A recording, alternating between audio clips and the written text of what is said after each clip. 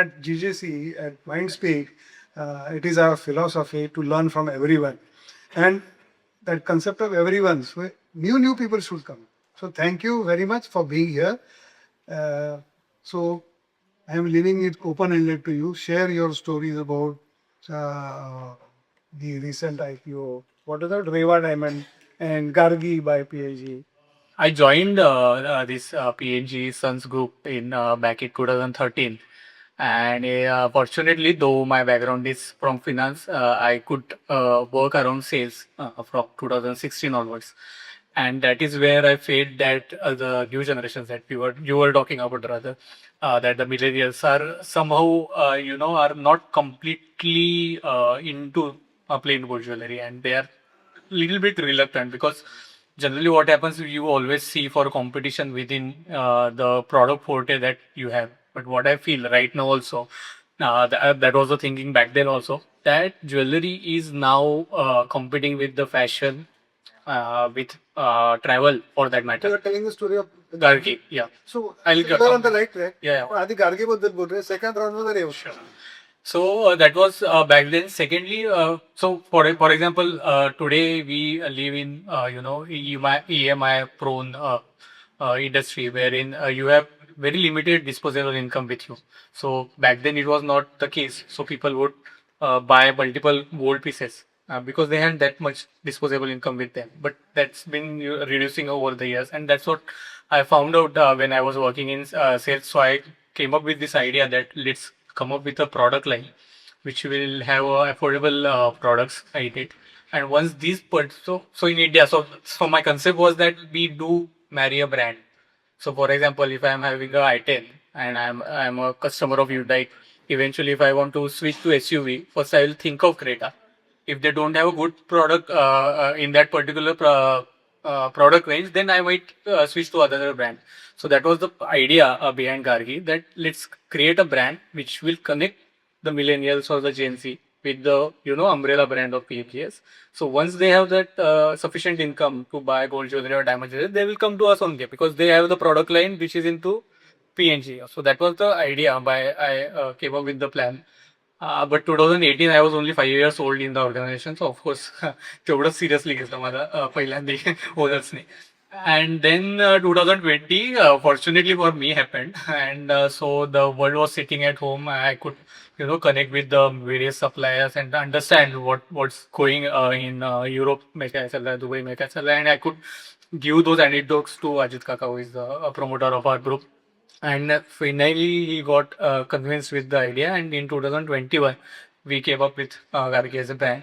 And fortunately for me, when we separated it out, so basically Gargi is from PNG. That time the turnover was around 10 to 12 CR of Pol Gargi. In 4 years, we have reached to 130 plus CR. So that a fantastically successful IPO.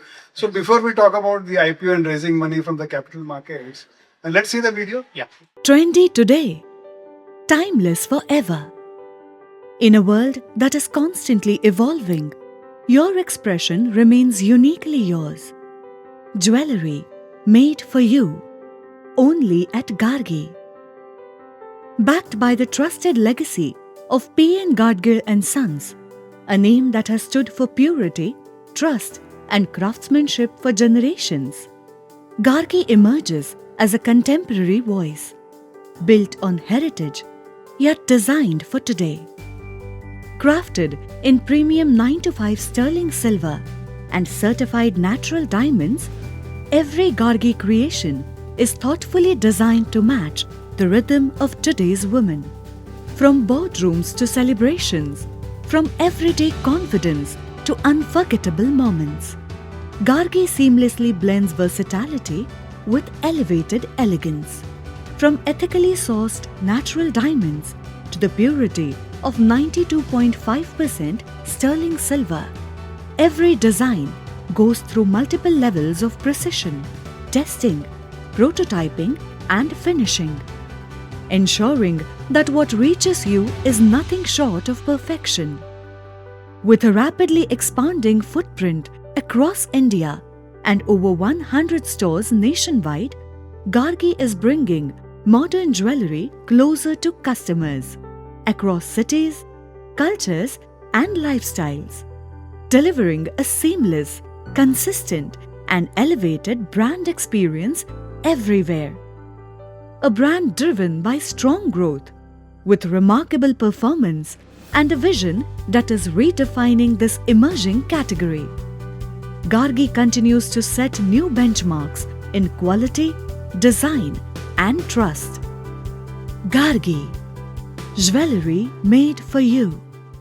I want to know at this juncture, since we are at Gargi, I could gather that you are using natural diamonds, using silver, you are using gold also. So what kind of SKUs, how many SKUs you have at each store, and what are the price points, the lowest and the highest? So we have three categories in Gargi. First is of course 925 sterling silver jewelry. And second is 14 karat SIGH when it comes to natural diamond. And we also have a 9 karat plain gold jewelry. So these are the main three categories. But predominantly, of course, we are silver first brand, and that is the Silver first. yeah. So that is how the cash cow product we can say that is around there. And if you see the investment as such, of course, the 40% investment in the branch would come in silver. The 40% will be in diamonds, and 20% would be in net carat. And price points start from? So for silver, it starts around 1,000 and goes till like 20,000, 30,000 for the bigger pieces, like necklaces.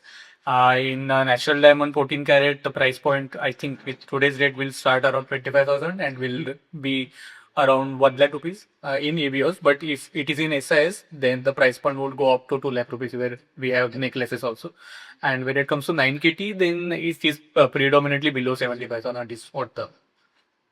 So as far as your distribution is concerned, you said you are present in 130 locations.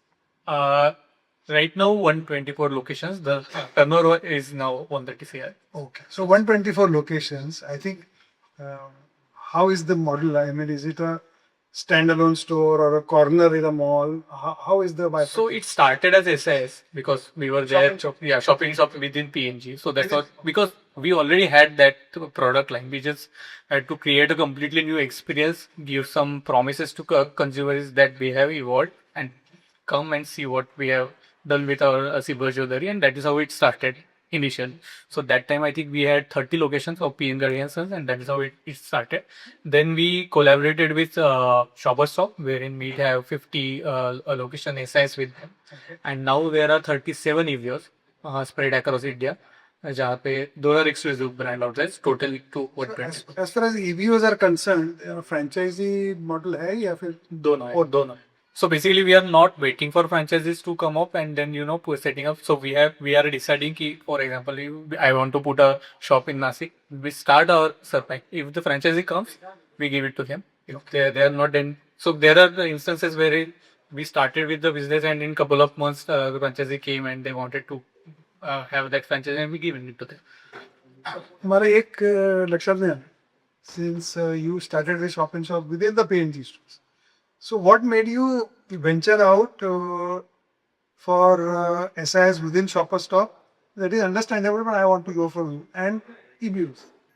So venturing with Shopper Stop was a more of a marketing decision over a sales decision, because Shopper Stop will have its own walk-in, because it serves to many categories across. So there are specific class of customer who would walk in. So most of they are like female who are into the category where the Gargi is actually dealing. So it was like a free hoarding for me, very honestly. For to put up hoarding, you would expend like 1 lakh rupees, 1,50,000 rupees at certain area, and there could be a a spillover into that. But so you have 40 locations in shop and shop. 50 at Shopper Stop. 55 locations. See why I'm asking you, because I've been in this business. Earlier I was in sales. See, Shopper Stop is not a very profitable model based on my experience. What happens is that visibility, as you rightly said, plus you have to pay minimum guarantee, this, that. There are so many restrictions.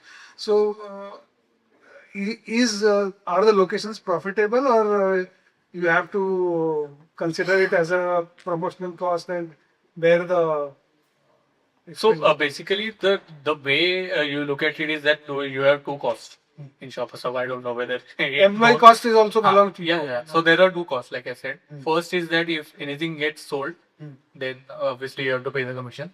The employee cost is with me, and the carrying cost of that particular stock Is also. But of course, whatever the inventory I'm putting in, that interest cost will be of mine. So these are the only three costs that we look at it. So there are no rental costs as such to be, So it is not very high on cost. But at the same time, like you are mentioning, if you average it out for 55 locations, I'll be at B.